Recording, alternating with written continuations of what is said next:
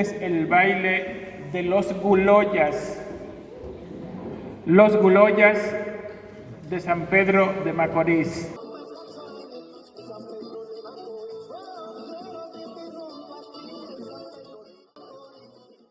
Este baile mereció en el año 2005 el reconocimiento de la UNESCO. Ellos fueron reconocidos como Patrimonio de la Cultura Oral e Intangible de la Humanidad. Lo que vamos a hacer ahora es conversar así un poco sobre los Guloyas, cómo llegan los Guloyas a San Pedro de Macorís, República Dominicana, y cómo se convierten en lo que hoy son una manifestación de la cultura dominicana. ¿Cómo ocurrió todo esto? Sabemos, como ya advirtió la profesora, que la sociedad dominicana es una sociedad multiétnica, es decir, donde intervienen distintos tipos de etnias mezcladas en las personas. Cuando tuvimos todo el proceso de colonización, que fueron extinguidos los indios y entonces se trajo una gran cantidad de esclavos de África para continuar los trabajos de los colonos, llegó entonces un momento en que la población negra fue superior a la población blanca. Bien. Pasó entonces todo un proceso, terminó el periodo de colonización, surgió la República Dominicana con su independencia en 1844 y entonces en la década del 60 del siglo XIX, 1868, comenzó en Cuba una guerra por la independencia. Esa guerra en Cuba duró 10 años y así se llama la Guerra de los 10 años. Entonces, esto originó el hecho de que en Cuba, que había una gran cantidad de ingenios, los propietarios de los ingenios comenzaron a salir de Cuba porque las condiciones para producir no existían. Fue una guerra a muerte y muchos de esos propietarios de ingenios se fueron a la República Dominicana. Y es así como a partir del año 1876 comienza una industria azucarera en la República Dominicana. Esa industria azucarera se asienta sobre todo en la parte este, San Pedro de Macorís, La Romana, El Ceibo y en muchos otros pueblos, pero la mayor parte se asienta en la región oriental. 1882 aproximadamente se generó una crisis. ¿Qué produjo esa crisis mundial? Que aquí en Europa se comenzó a producir azúcar de remolacha en gran cantidad y entonces el azúcar producida en la República Dominicana se cayó el precio y ahí vino entonces la crisis.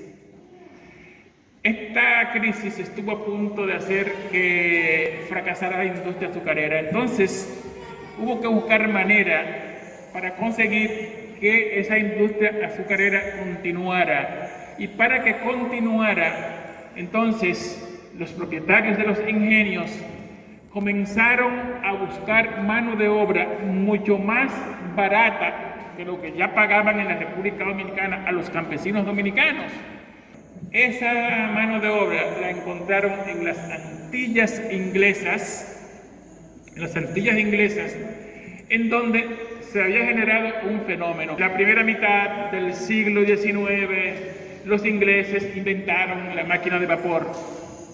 Al inventar la máquina de vapor, empezaron a concentrar su producción en otro tipo de manufactura distinta a la que usaban con anterioridad, que era la mano de obra esclava, precisamente en esas colonias que tenían en el Caribe.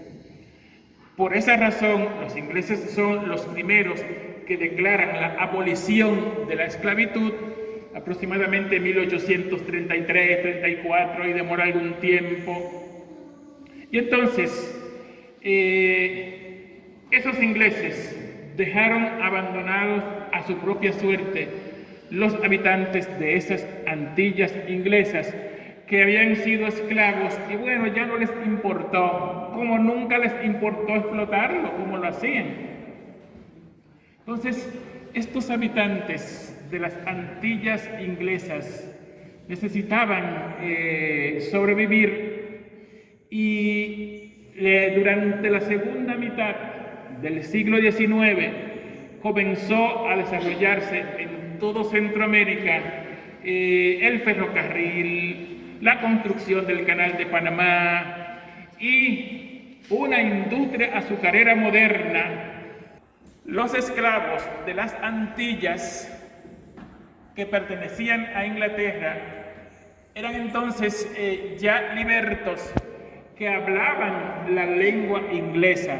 Estos habitantes de las Antillas inglesas que comenzaron a llegar a la República Dominicana vinieron a trabajar en la parte más difícil de la industria azucarera, es decir, vinieron a cortar caña, que es la labor más difícil, y bueno, luego mandaban la caña a los ingenios, y en los ingenios ya había otro personal técnico que realizaba esa labor.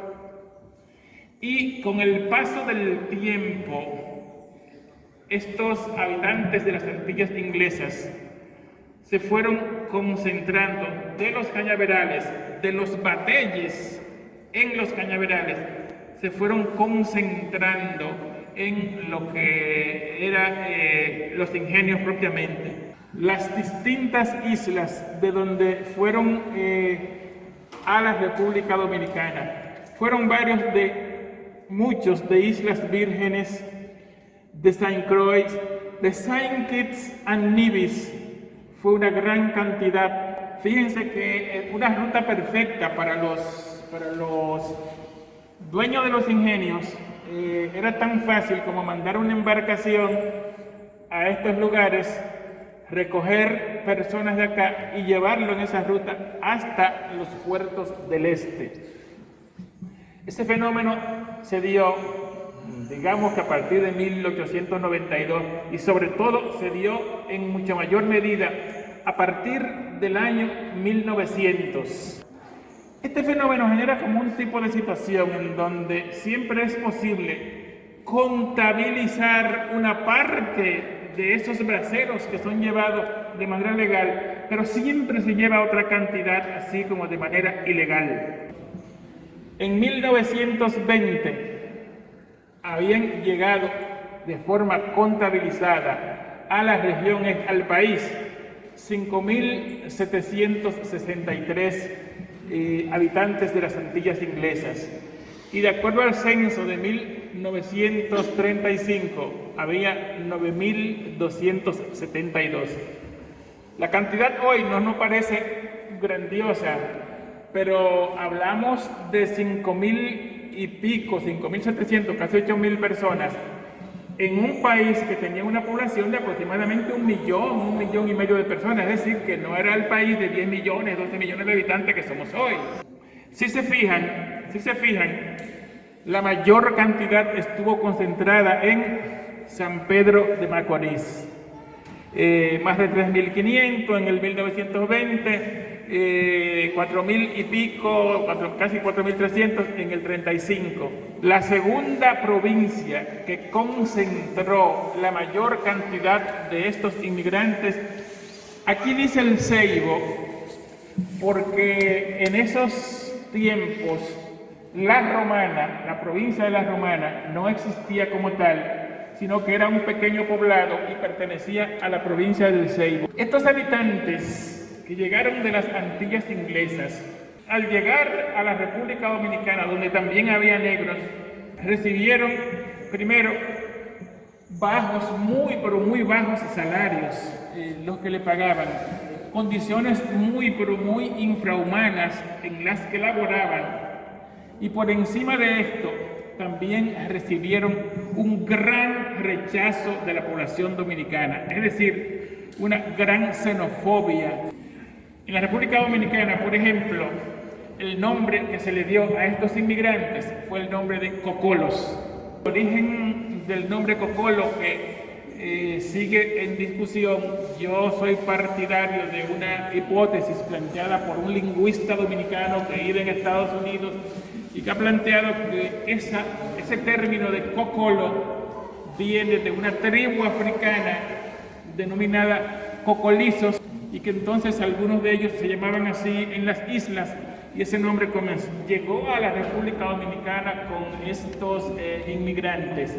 Pero hay alrededor de 5 a 6, 7 hipótesis distintas de la posibilidad del origen de la palabra cocolo.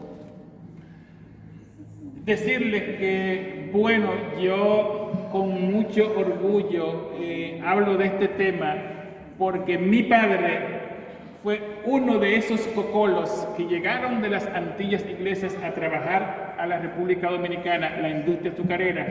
Mi padre llegó a la República Dominicana desde Saint Kitts and Nevis en el año 1936 y bueno, hizo toda su vida en la República Dominicana y parte del producto que dejó él aquí. Los cocolos, sin embargo, a pesar de todo ese trato que se le dio, fueron resistentes y con el paso del tiempo se fueron integrando a la sociedad. La sociedad fue cambiando la visión que tenía sobre ellos. Dejaron, de hecho, un conjunto de aportes a la sociedad dominicana, a la cultura dominicana. Aquí tenemos una gastronomía muy rica, pero todo el que habla de República Dominicana o es dominicano sabe lo que es el domplín y el yaniqueque, son aportes. Y entonces, una de esas manifestaciones que llevaron estos inmigrantes fue la manifestación danzaria de los guloyos, porque los seres humanos, señores, tenemos ese aspecto que se llama cultura, y donde quiera que nosotros vamos, independientemente de la lengua que hablemos y de la que encontremos, y que muchas veces es necesario abandonar la lengua que se tiene para adoptar la lengua del lugar a donde se ha llegado. Sin embargo, hay otros componentes de la cultura que nunca, pero nunca en la vida se dejan. Nadal Walcott, como yo, descendiente de cocolo, era un pintor, una persona que pintó esta imagen de un guloya que yo tengo en mi camisa. Nadal Walcott lamentablemente acaba de fallecer, hace alrededor de 2 meses falleció. Y en su labor pictórica, que pintó una grandísima manifestación distinta de aspectos de los cocolos en los cañaverales, en los ingenios, y también trabajó mucho el tema de los guloyas. Entonces, Nadal Walcott identificó alrededor de 7 manifestaciones de bailes que llevaron los cocolos a la República Dominicana. Esto porque son muchas islas en el Caribe, y entonces estas islas, en cada una de ellas hay manifestaciones danzarias distintas. Y como iban de distintas islas a la República Dominicana, pues Nadal llegó a identificar una forma de baile que era el saguá, otra el drama de David y Goliat, otra de The Bull o el rey, el baile del buey, el gigante bebedor vestido de rojo, el Peacock Fighter o pelea del pajuil, el baile del mumis y los Wild Indian o indios salvajes, que fue el grupo que se convirtió conjuntamente con los mumis, que se convirtió en lo que hoy son los guloyas que vamos a ver en esta tarde aquí bailar. Estos fueron los 3 dirigentes más conocidos de los guloyas. Él es el primo Linda, casa de Linda, que también falleció hace un poco más de tiempo, y Rudy. Los tres lamentablemente ya han fallecido. Aquí está Rudy, todavía cuando estaba vivo, Narahualco, Carlos Hernández, un estudioso de estas manifestaciones, bueno, y yo que por supuesto también tengo mi traje de Guloya, ¿no? Y este es el momento en el que se le está entregando a los Guloyas el reconocimiento como patrimonio de la cultura oral e intangible de la humanidad.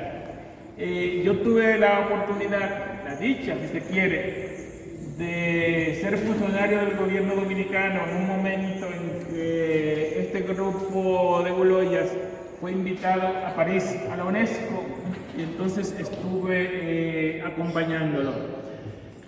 Así como conclusión, lo que podemos sacar es que, bueno, la República Dominicana, como todos los países latinoamericanos, caribeños y muchísimos otros países del mundo, somos países multiétnicos y también pluriculturales.